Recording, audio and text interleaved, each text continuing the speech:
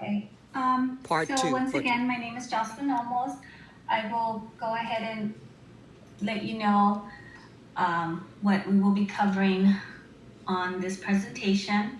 So the topics that will be covered include the reporting responsibilities, your obligations, Section 8 fraud for program participants. We will also be covering Section 8 fraud for property owners and landlords, and understanding fraud's impact, as well as how to report Section 8 fraud. And at the end, we will go ahead and take any questions and comments you may have.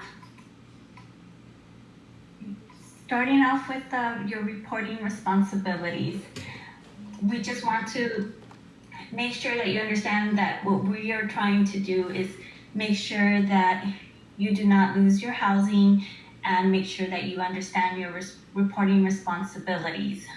So make sure that every time at time of application and at your yearly reexaminations that you report all information true and complete as far as your family members, proper identification, income, and assets for all of your family members. Also, make sure that you immediately notify the housing authority in writing if someone moves out or passes away, if they're no longer living in the unit.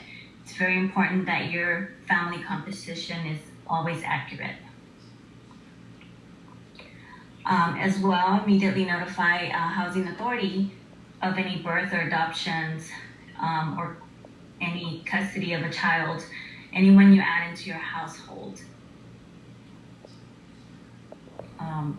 And then just as a reminder, you need to get written approval before you are able to include any family members into your household. This includes foster children or a live-in aid. And to continue with more reporting responsibilities, make sure that you report changes to your income. This can include both new jobs or even if there's a change as far as employment, all this impacts your housing. Make sure that you provide HACLA with any notices that are provided to you by the property owner, including 3-day pay or quit, eviction, rent adjustments, and notice to vacate. Now we're going to discuss your obligations. So as Section 8 participants, it is important that you comply with the owner's lease, including paying your portion of the rent and also paying your utilities, which you are responsible for. Allow regularly scheduled inspections and make sure that you or any of your family members are not involved in any criminal activity, as well as illegal drug activity. Then make sure that there's no nuisance activity that will disrupt the peaceful enjoyment of the premises of the residents. This is an obligation, and any persistent nuisance activity is also frowned upon.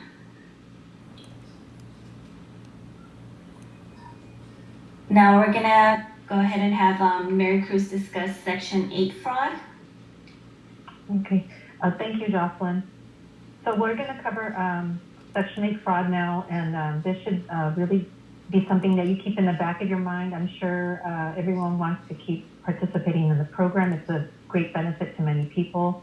And because you're also family self-sufficiency program participants, it's especially crucial that you don't commit Section 8 fraud and you maintain your Section 8 participation. So first off, Section 8 fraud constitutes when tenants or applicants make false statements regarding their income or family size or other documents, or alter their documents, are committing fraud under the program. This is just one aspect of it. If participants omit or hide information with the intent of deceiving the housing authority, is also considered fraud. Having an unauthorized tenant or a person who is not on the lease and who's not being aided under the program is considered fraud and is classified as falsifying family composition. Every year you certify your who is a part of your family household, and we don't want anyone to falsify their family composition. Subleasing. This term means when you rent out the apartment that is being that you're being assisted for. If you rent out any portion of it, if you rent out the couch, or you rent out space for storage for a friend or family member, all of that is frowned upon, whether you get paid for it or not, and is considered Section 8 fraud. Also, please occupy your Section 8 residence. And not occupying it constitutes fraud. We are working with HUD, and we're working with the property owner to engage in contracts to provide housing and assist with people with housing, and not occupying it is, you have to occupy it. It's one of the obligations, and it's fraud.